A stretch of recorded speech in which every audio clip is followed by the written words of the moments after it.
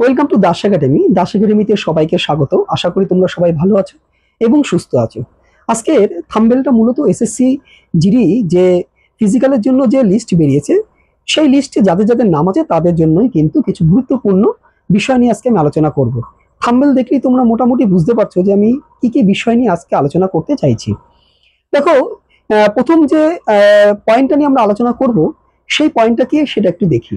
দেখো, প্রথম পয়েন্ট হচ্ছে এসএসসি জিডি ওয়েটিং লিস্ট কি আসবে। দেখো, এসএসসি থেকে কিন্তু একটা নোটিশ জারি করা হয়েছে। সেই নোটিশে কিন্তু পরিষ্কার বলেছে যে এসএসসির যে পরীক্ষাগুলো হয় সেখানে কিন্তু প্রতি বছরই 10 থেকে 15% কিন্তু একটা পদ কিন্তু খালি থেকে যায়। অর্থাৎ এই 10 থেকে 15% কিন্তু নিয়োগ করতে পারে না এসএসসি, কারণ যারা চাকরি পায় তারাও কিন্তু জয়নিং করে না। তো সেই জায়গায় দাঁড়িয়ে 10 থেকে 15% কিন্তু প্রতি বছর একটা খালি থেকে যায় ভ্যাকান্সি, যেটা তারা পেছন দিকে, অর্থাৎ যাদের একদম কিছু নাম্বারের জন্য যারা কাট থেকে বাদ গেছে, অর্থাৎ মেরিট লিস্ট থেকে একদম বাদ গেছে, সেখান থেকে কিন্তু এসএসসি পারে কিন্তু সেই জায়গাগুলো পূরণ করতে। এই 10-15% যেটা, অর্থাৎ 5,000 থেকে প্রায় 7,000, ধরো এসএসসি জিডির কথাই যদি আমরা বলি, ধরো এসএসসি জিডির কথাই যদি আমি বলি, এটা যদি 10 থেকে 15% যদি ভ্যাকান্সি খালি থাকে, এবছরও প্রায় 53,000 সিট। 10 থেকে 15%, আমি 5,000 10% ধরলাম, প্রায় 5,000, 5,000-এর বেশি, 5,000 প্লাস। তাহলে এই যে পদটা, এটা কিন্তু যে খালি থেকে যায়, এটা কিন্তু এসএসসি কিন্তু এতদিন যাবৎ কিন্তু এটা কিন্তু নিয়োগ করতো না। অর্থাৎ লাস্ট মেরিট লিস্ট থেকে যারা বাদ গেছে সেখান থেকে কিন্তু নিয়োগ করতো না। অর্থাৎ ওয়েটিং এ যারা থাকে তাদের কিন্তু আর ওয়েটিং বলে ওদের কিন্তু আর ওইভাবে বিবেচনা করতো না।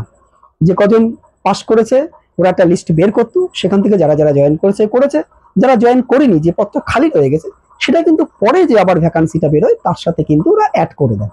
তো এইভাবেই কিন্তু এসএসসি এতদিন ধরে চলেছে।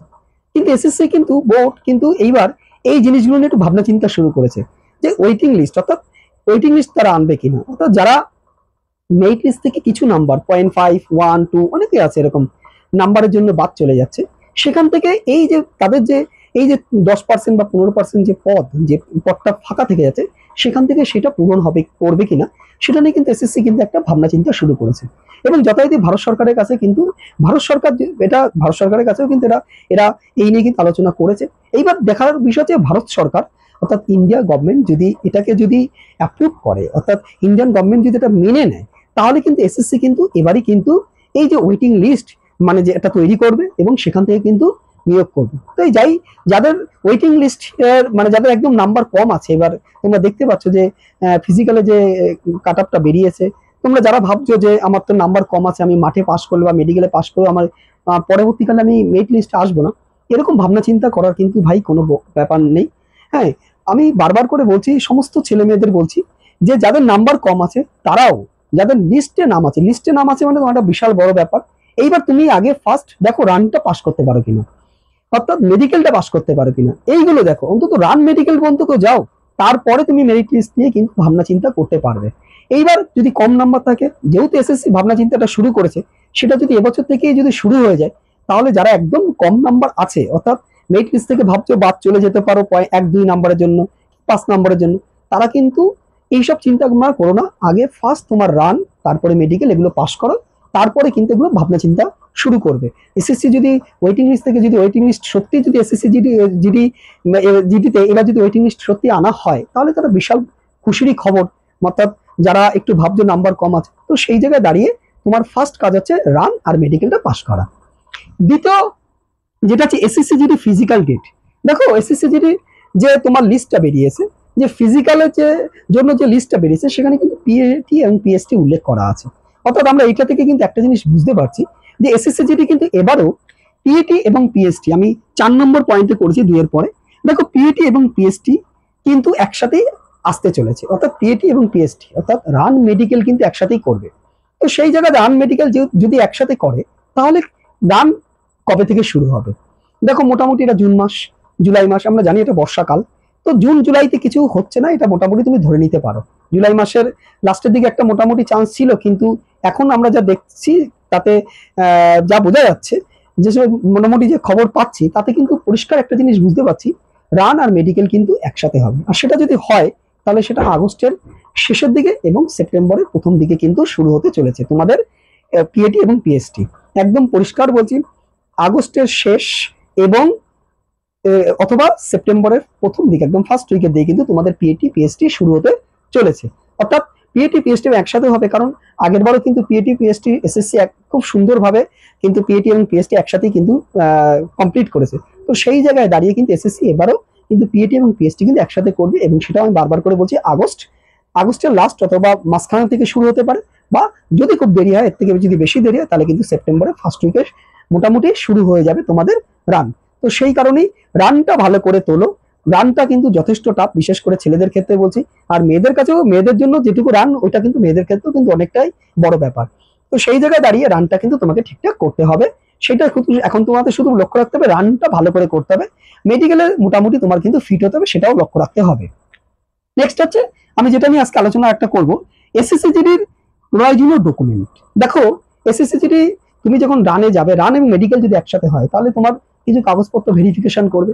সেই কাগজপত্রগুলো কি কি কাগজপত্র তোমাকে নিয়ে যেতে হবে তার একটা লিস্ট আমি তোমাকে বলছি। এবং আমার একটা টেলিগ্রাম চ্যানেল আছে, Das academy only GK, Das academy only GK বলে একটা টেলিগ্রাম চ্যানেল আছে। আমি সেখানে এই যে লিস্ট আছে সেই লিস্ট আমি তোমাদের কিন্তু ওখানটায় আমি সেন্ড করে রাখবো, তোমরা দেখে নিতে পারবে।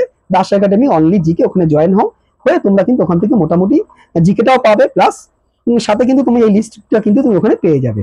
এবার দেখি কি কি লিস্ট আছে আমরা দেখি।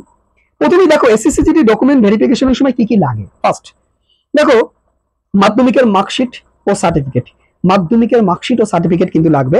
আধার কার্ড ও ভোটার কার্ড এটা কিন্তু লাগবে, ঠিক আছে। আধার কার্ড ও ভোটার কার্ড কিন্তু এটা তোমাদের লাগবে। আর কি লাগবে? জন্ম সার্টিফিকেট বা মাধ্যমিকের অ্যাডমিট। দেখো, জন্ম সার্টিফিকেট বা মাধ্যমিকের অ্যাডমিট কেন বলেছে, দেখো মাধ্যমিকের অ্যাডমিটের মধ্যে কিন্তু সমস্ত ডেট অফ বার্থটা কিন্তু পরিষ্কার উল্লেখ করা থাকে। তো জন্ম সার্টিফিকেট বা মাধ্যমিকের অ্যাডমিট।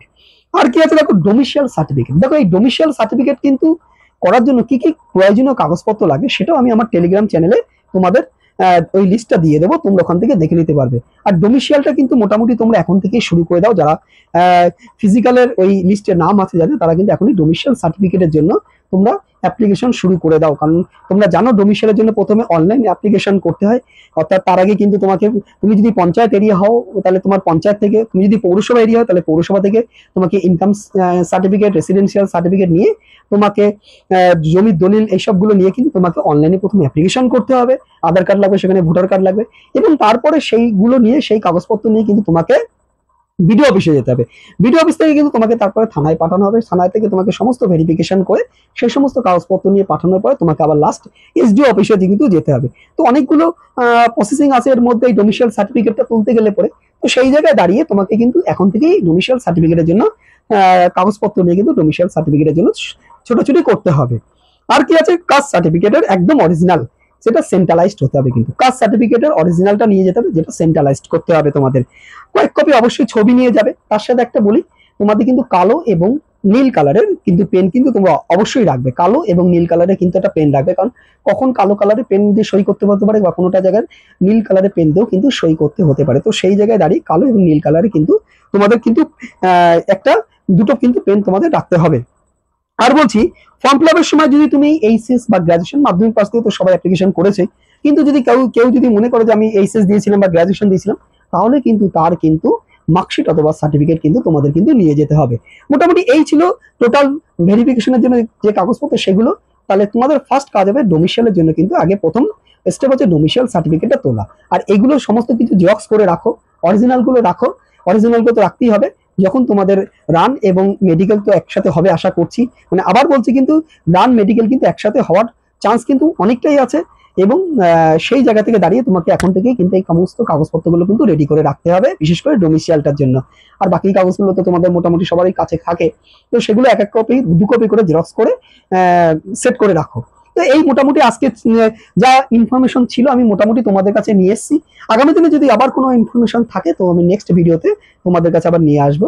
যদি ভালো লাগে অবশ্যই একটু লাইক শেয়ার করো আর সাবস্ক্রাইব করো, পাশে থেকো। আমি নতুন নতুন ইনফরমেশন, এসএসসি জিডির কোনো রকম যদি ইনফরমেশন পাই আমি তোমাদের কাছে নিয়ে আসবো। যাক, আজকে এই পর্যন্তই থাকলো।